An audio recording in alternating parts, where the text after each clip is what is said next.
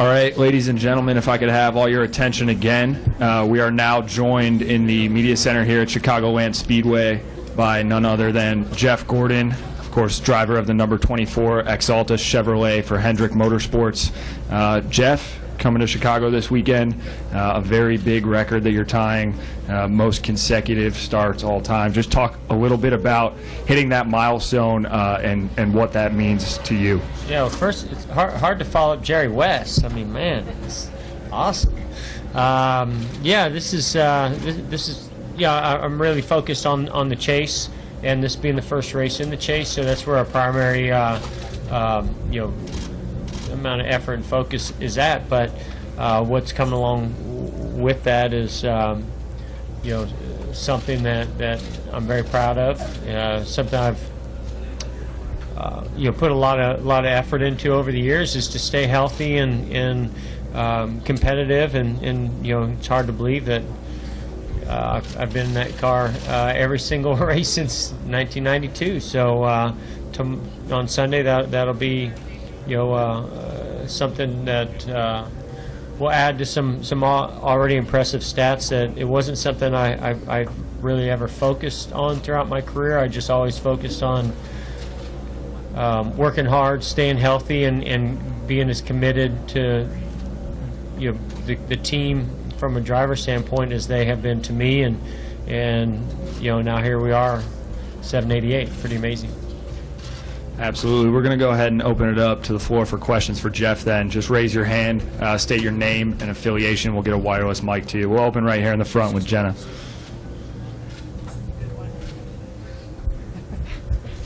Jenna Fryer, AP. Who's tougher, you, Ricky Rudd, or Terry Labonte? Oh, those guys are way tougher than me. I mean, I've never had to tape my eyelids open, you know, to make the race. So, you know, the one thing about it is the sport is safer, you know, today than it ever has been. I think it's a little bit more demanding in some ways from how hard you have to push. You know, the cars are gripping so much better, and the G-forces that we're pulling through the corners. In that sense, I think, you know, the physical fitness side of it, you have to really work on. But when you think of those guys in the conditions of the cars, they didn't have any kind of air conditioning. They dealt with some major injuries and fought through, just like Terry. You know, being my teammate there and seeing him race with a broken hand or wrist or whatever it was pretty amazing. And I mean, I've had some injuries along the way that I've had to fight through, so I have a taste of it, but certainly nothing like those guys. Those guys are way tougher. All right. Steve Richards. I almost got in a fight with Ricky Rudd one time, and I'm quite certain I would have lost that fight, yeah. What was it about? Do you remember? Oh, I know exactly what it was about. We were at Charlotte. He was no longer my teammate, and I was trying to pass him and have a little difficulty passing him, so I did a big slide job on him in the middle of 3 and 4. I don't think he was happy about that, and he basically pushed me all the way down the front straightaway and ended up wrecking both of us by the time we got to turn 1. And I showed my displeasure, and he showed his displeasure. We had to get in the ambulance together to come back to the infield care center, and we had many choice words. Nothing physical, but it got pretty heated. Did you guys ever talk it out? Well, the funny part about that story is that I just bought a house up at the lake, and it wasn't finished. It's still being built, and I was up there you know, looking at the house and what was the, you know, where it was at the time, and a car drove down the driveway. It's still just dirt. There was no pavement or anything. So this car comes winding through the property at the front, and I'm just looking, oh, I wonder who that is. And I walk up, and the car stops right about the time that I realize it's Ricky and his wife. And they were just out and about looking at houses. And he wanted to back up. I could tell he wanted to back up fast, but he didn't. And we kind of laughed about it and you know, talked about the incident and both apologized and then moved on. Steve Richards, the PRN. When Harvick yesterday said, you know, about the Gibbs people, we're going to pound them into the ground, that's a lot of drivers, you know, Kyle Busch was like, I thought that kind of talk would be at Homestead and not Chicago. I mean, does that surprise you that Harvick's kind of starting early? He's an instigator. I'm not surprised. I saw a few antics yesterday that, you know, I mean, the thing is, everybody has their way of going about it. You know, you can just do all your talking on the racetrack, which the thing is, Kevin's capable of doing that as well. But he likes to do a little bit more of that off the racetrack as well, and that's just Kevin's personality. And I mean, I think he does it in good fun, but he also knows that you know, if there are certain individuals out there that can affect them and maybe give him an edge, and so he's going to try to get every edge that he can get. That's what I was going to ask you. Does it ever work? And maybe he thinks there are certain Gibbs drivers that it might work on. Well, I don't know. Only time will tell if it works. But it wouldn't work on me. Yeah, I mean, I think that's, you know, one of my strengths is just mentally blocking out things like that and just going and doing your job on the track. And I think most guys are like that. But there are a few that might be a little bit more, you know, sensitive to those kinds of things. It might stick in their head. And I mean, the thing is, if there's one major competitor of his that it works on, then I think that's a win for him. But it can go back, it can go the other way too, you know, and you get pounded in the ground, and then all of a sudden you're going to have to deal with those questions in the media. So those guys are strong, they're tough. He's showing it again today, and I don't know, maybe he's got something up his sleeve that nobody else knows about that is getting ready to pound all of us in the ground. All right, we'll go over to the far left for Stan.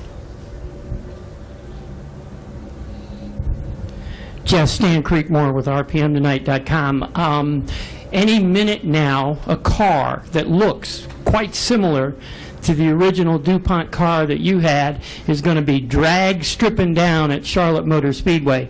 How surprised were you to see that car?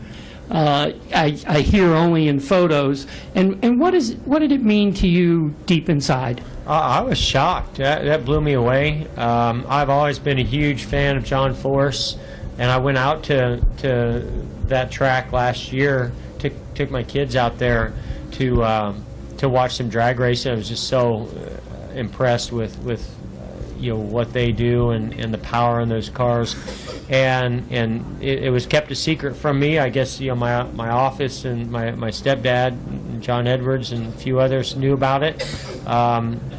You know, it's one thing to see a track or a fan or somebody here within this garage area community do something to pay tribute, but when it starts going outside of NASCAR and our sport, you know, that certainly humbles you and makes you extremely appreciative of not just what I've done, but people that recognize it, especially when it's somebody like John Force. And I should have asked, are you going to get the body? And if so, where would you put it? Well, first of all, I just want to tell John I only want the flames to be on the paint, because I've seen him go up in a big ball of flame before, so let's hope it just stays on the body with the paint. I don't know anything more than that. I'm just so appreciative of him doing that, that just seeing it on the track is an honor. All right, we'll come over to the front right to Jerry and then come up to Chris. Jerry Bonkowski, NBC Sports. Jeff, so much has been made about this being your last year. I'd like to take you back to the beginning of the career. You know, your time with Bill Davis, and then eventually segueing to Hendrick. Could you ever have imagined back then what you've become today? No, never. I was having a conversation earlier about this, and you know, that's been one of the greatest things about this year is reminiscing about, you know, how it all started. I've been able to reconnect with people that, you know, played a role along the way, and significant moments that really changed my path or took it to the next level. You know, of course, my stepdad has been there, and my mom been there the whole way. So it's been great interacting with them as well and talking about those times. Because over the years, I can't say that we always have, but when we start talking about, hey, we're going to invite, you know, this person to this race and this person to that race, and you know, I got to see Raleigh Helmling in Indianapolis, and that one really kick-started, in my opinion, where I drove that midget the night before the 500 and won the race live on ESPN, and everybody knows how popular Thursday Night Thunder was back then in those times, and that's really what put my name out there to even get the opportunity to go NASCAR racing. And then, of course, the Hugh Connerty introduction at the Buck Baker Driving School, which led to Ray Evernham. One of the coolest things about that whole thing that people don't know much about was, and I love seeing this at Darlington a couple weeks ago, was Leo Jackson. Leo Jackson, played a big role in that team, in that car, because his connection with the Barkdals, who their shop housed that car, and Hugh Connerty was basically the son-in-law to Leo Jackson, and that's what kind of started his path there.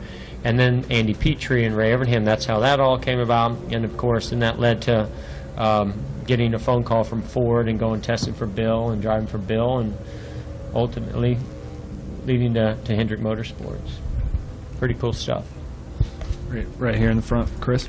ChrisKnightCatchfence.com. Jeff, a lot of chatter during the Truck Series practice and Xfinity practice about the track being a lot rougher. I just wondered if it was similar for you guys and how it could play effect towards Sunday's race. Yeah, the funny thing about it seems like every year we go back to a track and we say how much rougher it is, and the thing is, sometimes the track does get slightly rougher going through a winter, especially the harsh winters they have up here. But most of the time, it's the teams just trying to be more aggressive with the setups, and we're getting more and more away from suspension and focusing more and more on aerodynamics.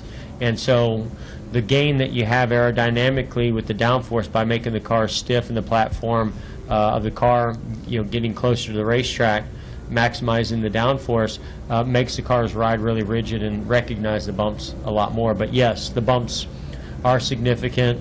The one going into one is there, and it'll play a small role, but it's the one in the middle, 3 and 4. I'm assuming over the tunnel. To this day, I'll never understand why we put tunnels in the middle of corners, but it is what it is. I'm hoping my racetrack in Canada, if we ever get it done, will not have a tunnel in the corners. But it always gives in those areas and creates bumps, which sometimes create a little bit more drama and excitement in the race as well. Yeah. Stay right here in the front, Claire. Claire B. Lang, Sirius XM NASCAR Radio. I remember so many years when people will say, we found the next Jeff Gordon, this kid is the next Jeff Gordon, and they would say that and say that. If you go back and you were a kid trying to get into NASCAR today, where a lot of times you got to bring a sponsor with you or whatever, would you have had the same progress into the sport? Would it have been possible, even with your talent, to have made it to this level? Well, Kyle Larson's done it, and I can't. I'd say his path was similar. I think he's extremely talented, and I love the fact that our sport is still recognizing talent, meaning that the car owners are given opportunities and creating sponsorship, or creating the opportunity to get sponsorship.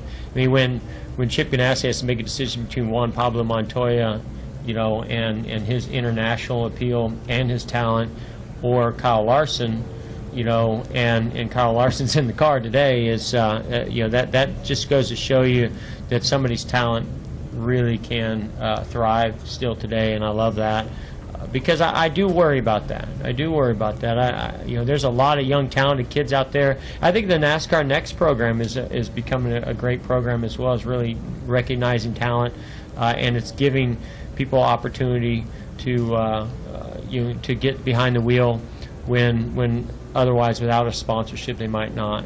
And I think that the teams are embracing that and realizing that still today, yeah, it's nice to have somebody that can bring money and pay the bills, and there's sometimes that rare instance where they bring money and they have the talent, to also get the job done behind the wheel. But it's nice to know that talent, by running up front and being more competitive, has the ability to probably bring in more sponsorship.